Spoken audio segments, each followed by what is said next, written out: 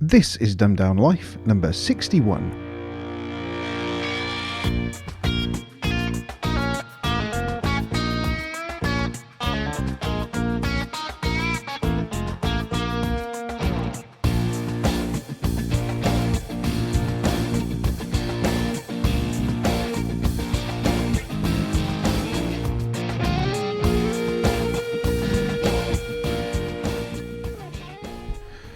Good evening, everybody, and welcome to the Dumbed Down Life number 61.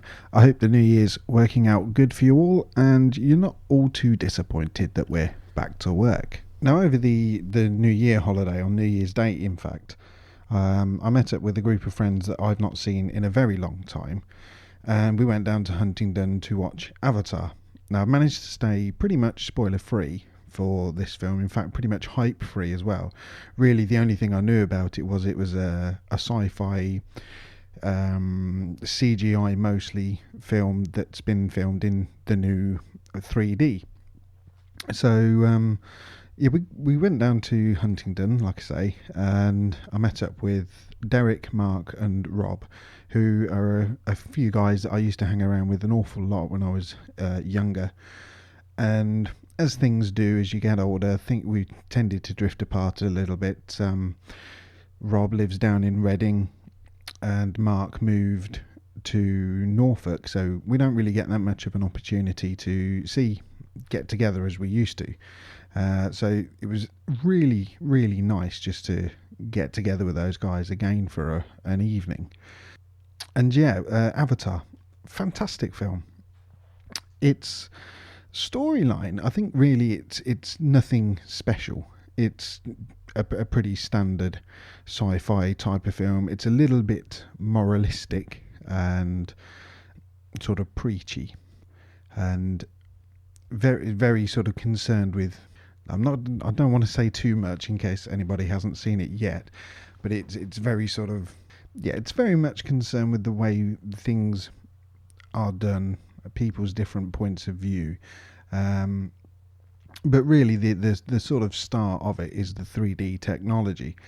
It's pretty awesome. There's certain scenes in the film that really do show off the 3D. Most notably for me when the characters are in corridors and you're looking down the corridor, because it's a confined space and there are the lines of perspective. This is really, really well shown up on the 3D technology. You can really get this feel of depth, and it works really well. And likewise, when they're running through a jungle, and you sort of see the ferns in front of you, then the characters that are doing what they're doing, and then the stuff that's going on in the background, you really do get this sense of depth, and it's actually really quite impressive. And I hope that this will take off and more films will be made in 3D. Certain films I don't think are suited to the 3D technology. Your sort of average Sandra Bullock, Hugh Grant rom-com kind of thing, 3D is not really going to make that much of a difference to that as a film. It may look a little better, but it's not going to enhance the film. Whereas anything, I think, action based, I should say, it's going to make a really massive difference, and I certainly do hope that they make a lot more films using the 3D. Okay, on to some music, and this is Smoke Ring Days with In Other Lives.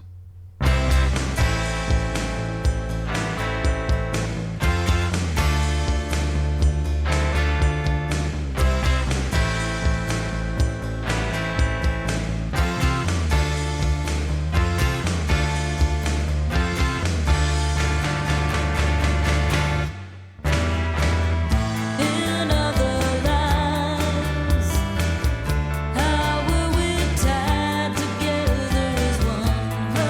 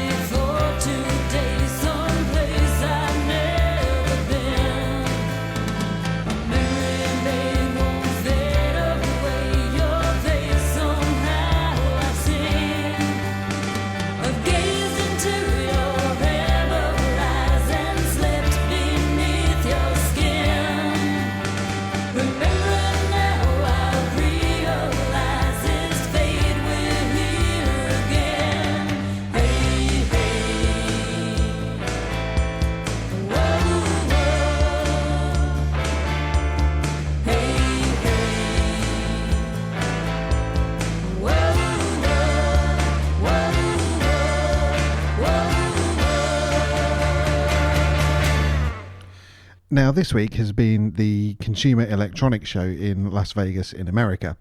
And amongst all the new 3D TVs and mobile phones, I think the new Google phone was there. There was this thing called the AR drone, which stands for Augmented Reality. This is by a French company called Parrot, who are more well known for making wireless Bluetooth hands-free kits for cars and I think general car wireless audio systems. Now, what they've come out with is a remote-controlled helicopter with 4 blades. If you've seen Avatar, as mentioned before, it's a bit like that. It's a main body with, in each corner, if you like, has a blade. So it's very, very stable. And it's controllable by the iPhone or an iPod Touch. So it uses the Wi-Fi capability of the iPod to send controls to this helicopter. And you use the accelerometers to control it. So you tilt the iPod forward and the helicopter moves forward. Tilt it back, it moves back. Left and right, and it slides left and right. Then there's touch screen controls on there as well, where you can control the height, so you can make it go up and down, or you can make the thing rotate on its what would it be, Z-axis possibly, so it'll spin round. Now, how it does this, how it knows what's going on, making it relatively easy to control, is it has a camera pointing downwards, so it's constantly monitoring the floor, so it knows how it's banking, whether forwards, backwards, left and right, and how far away from the ground it is, so it can compensate for your poor control skills, I guess, and makes it really, really easy to fly. Now, the other thing it has is another camera at the front, which streams wireless pictures, wireless video, to your iPhone or iPod Touch. So you can actually see what the front of the helicopter sees. So you can theoretically, and I've seen this on the promotional videos, but how realistic that is, I don't know.